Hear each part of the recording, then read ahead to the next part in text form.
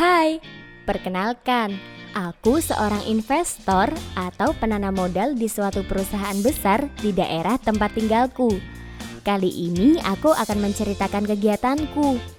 Aku sedang melakukan investasi di salah satu instrumen keuangan yang masuk dalam pasar modal atau capital market.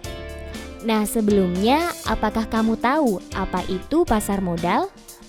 Pasar modal itu sendiri merupakan jasa keuangan yang memfasilitasi masyarakat untuk jual beli modal. Investasi di pasar modal ini gak sama dengan menabung loh. Ada beberapa kelemahan dan kelebihan pasar modal yang harus kamu cermati.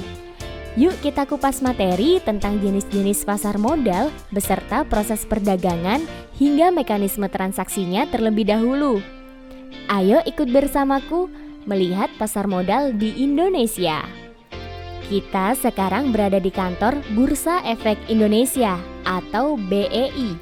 Lihat, ada berbagai produk pasar modal yang diperjualbelikan di sini. Jika menurut waktunya, pasar modal itu dibedakan menjadi dua loh, pasar perdana dan pasar sekunder. Apa itu pasar perdana dan pasar sekunder? Misalnya nih, saat kamu pengen motor baru dengan merek A buatan PT Maju, lalu kamu mendatangi showroom atau dealer yang menjual motor dari PT Maju itu. Setelah kamu setuju dan cocok dengan dealer tersebut, kamu bayar deh motornya. Dan tidak lama kemudian motor kamu diantar. Pembayaran yang diterima dealer tersebut kemudian diserahkan ke PT Maju. Ini yang dinamakan pasar perdana, di mana PT Maju bertindak sebagai emiten atau pihak yang melakukan penawaran umum, dan kamu sebagai investor, dan dealer tersebut sebagai penjamin emisi. Sedangkan pasar sekunder itu ibaratkan nih, kamu mau menjual motor bekas yang kamu beli dari PT Maju. Kamu pun menghubungi dealer motor bekas. Di waktu yang bersamaan, ternyata teman kamu ingin membeli motor bekasmu. Ia mendatangi dealer motor bekas dan bertemu denganmu untuk melakukan transaksi. Nah, PT Maju selaku pembuat motor tersebut tidak dilibatkan dalam transaksinya.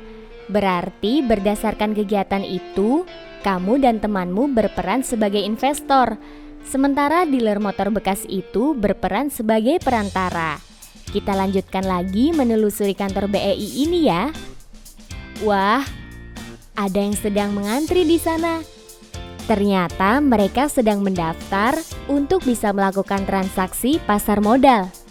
Ada beberapa persyaratan yang harus mereka lengkapi untuk mendaftarnya, seperti KTP, NPWP, dan formulir pembuatan rekening dana nasabah atau RDN.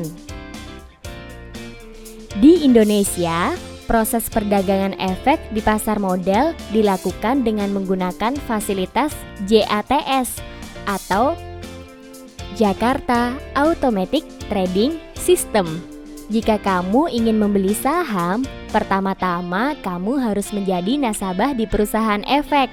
Kamu juga harus punya rekening terlebih dahulu dan tercatat oleh Biro Administrasi Efek atau BAE. Setelah itu, baru deh kamu bisa melakukan order transaksi. Transaksi jual beli saham itu awalnya dari investor kepada perusahaan efek, kemudian baru diteruskan ke petugas efek yang ada di lantai bursa. Petugas di lantai bursa kemudian memasukkan pesanan ke sistem JATS.